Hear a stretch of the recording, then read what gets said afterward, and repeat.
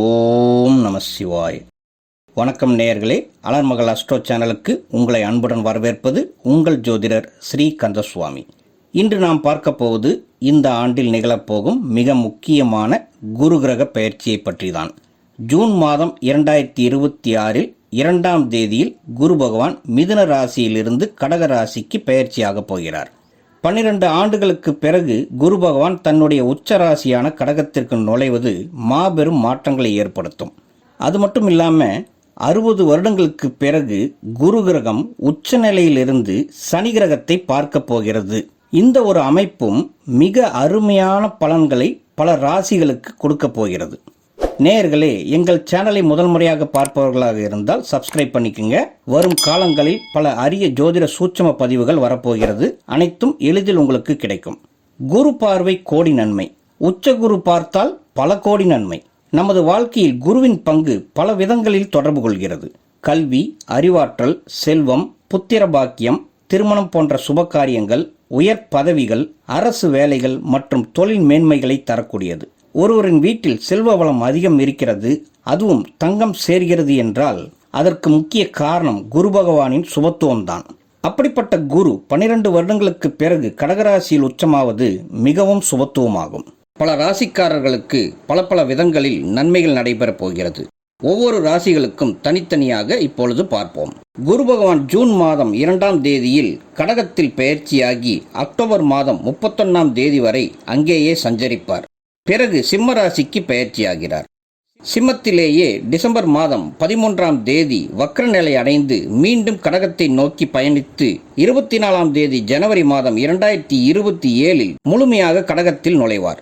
வக்ர நிலையில் உள்ள குரு பகவான் ஏப்ரல் மாதம் 13ஆம் தேதியில் வக்ர நிவர்த்தியாகி மீண்டும் முழு வலிமையுடன் உச்ச குருவாக வலம் வருவார். 2027 ஜூன் மாதம் 25ஆம் தேதி வரையில் கடகத்திலிருந்து அருள் தந்து அதே 25ஆம் தேதி ஜூன் மாதத்தில் சிம்மத்திற்கு பயிற்சி ஆவார். ஆக அக்டோபர் வரையில் 152 நாட்களும், ஜனவரி 24ஆம் தேதியிலிருந்து ஜூன் மாதம் 25ஆம் தேதி வரையில் 152 நாட்களும் கடகராசியில் குரு பகவான் சஞ்சரிப்பார் என்பதால் அவரின் பார்வை விருச்சகம், மகரம், மீனம் ஆகிய 3 ராசிகளில் பதியும்.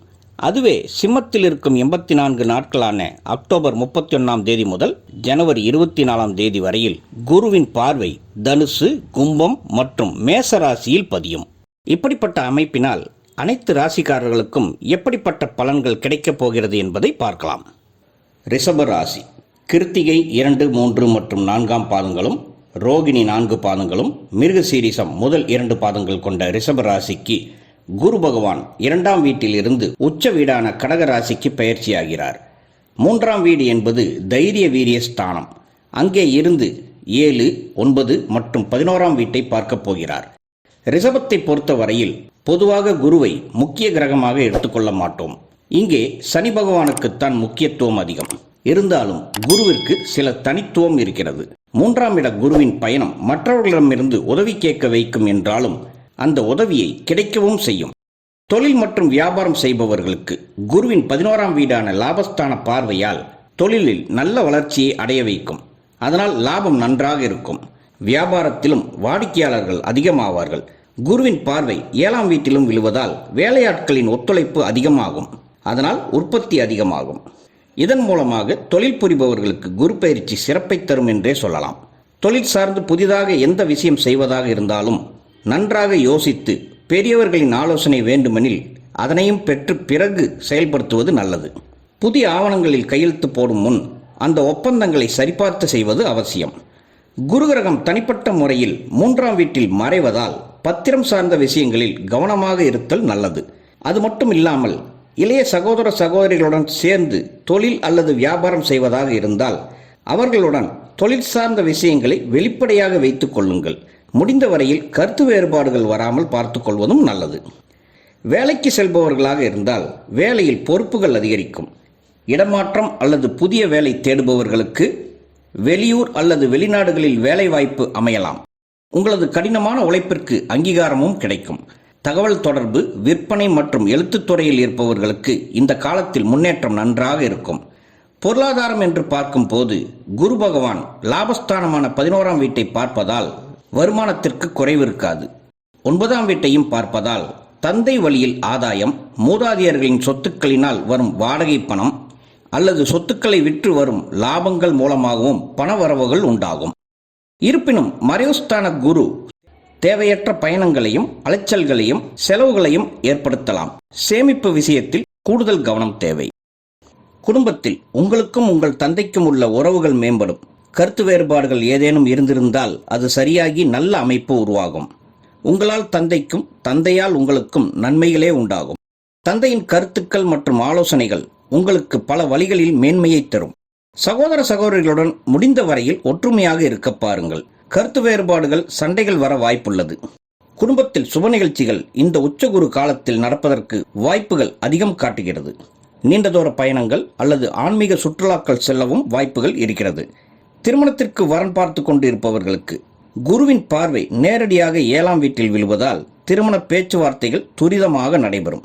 இந்த வருடம் இறுதிக்குள் நல்ல வரன் அமைந்து திருமணமாவதற்கு வாய்ப்புகள் அதிகம். காதலிப்பவர்களுக்கு காதல் வாழ்க்கை நல்லபடியாகவே இருக்கும். அவ்வப்போது ஊடல்கள் ஏற்பட்டாலும் மீண்டும் சமாதானமாகி சேரும் அமைப்புதான் உள்ளது. காதலிப்பவர்கள் திருமணத்திற்கு பெற்றோர்கள் சம்மதம் வாங்குவதற்கு முயற்சியை மேற்கொள்ளலாம். முயற்சி என்பது தொடர்ச்சியான கடுமையான முயற்சியாக இருக்க வேண்டும். அப்படி செய்தால் கண்டிப்பாக வெற்றி கிடைக்க வாய்ப்புள்ளது. குருவின் பார்வை 9ஆம் வீட்டில் விழுவதால் கர்ப்பமாக இருக்கும் பெண்களுக்கு குலதெய்வ அருளால் குழந்தை நல்ல வளர்ச்சி அடைந்து ஆரோக்கியத்துடன் பிறக்கும். 9ஆம் இட பார்வையால் மக்கள் மத்தியில் நல்ல பெயர் எடுக்க வாய்ப்புள்ளது. உங்கள் பிள்ளைகளின் கல்வியும் நல்ல முன்னேற்றத்துடன் காணப்படும். அதனால் மகிழ்ச்சி அடைவீர்கள். ரிஷபராசி மாணவர்களுக்கு கல்வியில் அதிக முயற்சி மேற்கொள்ள வேண்டிய காலம் இது. அதனால் கூடுதல் கவனம் செலுத்தி படியுங்கள். விளையாட்டு மற்றும் கலைகளின் மீது ஆர்வம் அதிகரிக்கும். அதில் நிறைய பேர் வெற்றி பெற வாய்ப்புள்ளது. போட்டித் தேர்வுகளுக்கு தயாராகும் மாணவர்களுக்கு கவனச்சிதறல்கள் அதிகம் வரலாம். முடிந்த மாட்டிலும் அதிக நேரம் ஒதுக்கி படித்தால் உங்களால் வெற்றி பெற முடியும். ரிஷபராசியில் பிறந்த பெண்களுக்கு இந்த குரு பெயர்ச்சி காலம் உங்கள் தைரியம் மற்றும் தன்னம்பிக்கையை அதிகரிக்கும். கலைத்துறையில் ஆர்வம் உள்ள பெண்களுக்கு நல்ல வாய்ப்புகள் கிடைக்கும். வேலைக்கு செல்லும் பெண்களாக இருந்தால் பயணங்களில் கவனம் தேவை. தினசரி செய்யும் சிறு பயணங்களில் தடைகள், வண்டி வாகன பாதிப்புகள் ஏற்பட்டு உங்களை எரிச்சலூட்டும். முன்னெச்சரிக்கையாக இருப்பது நல்லது. சுய தொழில் புரியும் பெண்களுக்கு லாபம் நன்றாக இருக்கும். தொழிலும் வளர்ச்சி அடைந்து நீங்கள் சந்தோஷமாக இருப்பீர்கள். ரிஷபராசியில் பிறந்தவர்களுக்கு ஆரோக்கியம் என்று பார்த்தால் இந்த குரு பெயர்ச்சி காலத்தில் சுறுசுறுப்பு அதிகரிக்கும் என்றாலும் அவ்வப்போது மன அழுத்தம் ஏற்படலாம்.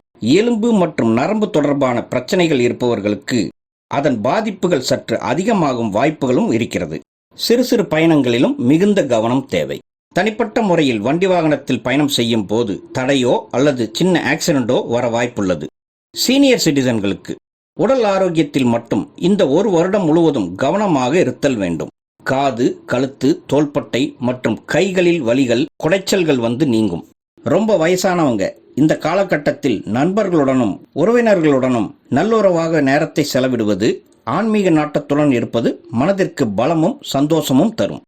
அதுவே குரு பகவான் அதிசார பயிற்சியாக கடகராசியிலிருந்து சிம்ம ராசிக்கு சென்று அங்கே வக்கரமாகி மீண்டும் கடகராசிக்கு வரும் காலம் வரையில் சிம்மத்தில் இருந்து எப்படிப்பட்ட பலன்களை தருவார் என்று பார்த்தால், தொழில் மற்றும் வியாபாரத்தில் இருப்பவர்களுக்கு இதுவரை இருந்து வந்த தேக்க நிலை குறையும்.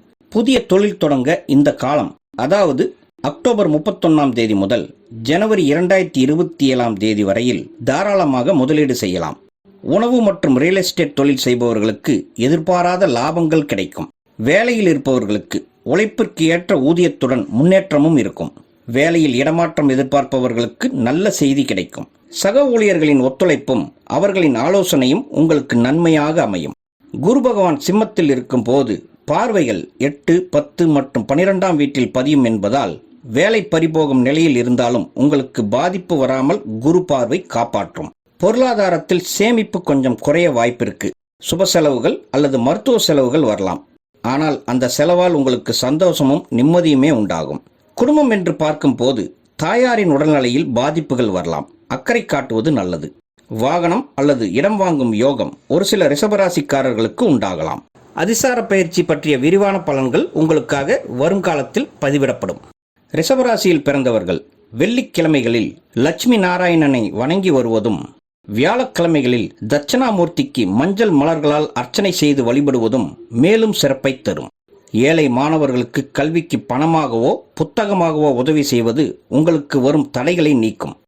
நேயர்களே, இது போன்ற தெளிவான பலன்கள் மற்றும் ஜோதிடத்தில் சூட்சமமான விஷயங்கள் தொடர்ந்து வரப்போகின்றன. எங்கள் சேனலை புதிதாக பார்ப்பவர்களாக இருந்தால் சப்ஸ்கிரைப் பண்ணிக்கோங்க. உங்கள் நண்பர்களுக்கும் ஷேர் பண்ணுங்க. உங்களுடைய மேலான கருத்துக்களை கமெண்ட்ஸில் பதிவிடுங்க. உங்கள் தனிப்பட்ட ஜாதக பலன்களை தெரிந்து கொள்ள எங்கள் வாட்ஸ்அப் எண்ணிற்கு மெசேஜ் பண்ணுங்க. சிறு கட்டணத்திற்கு உட்பட்டது தான்.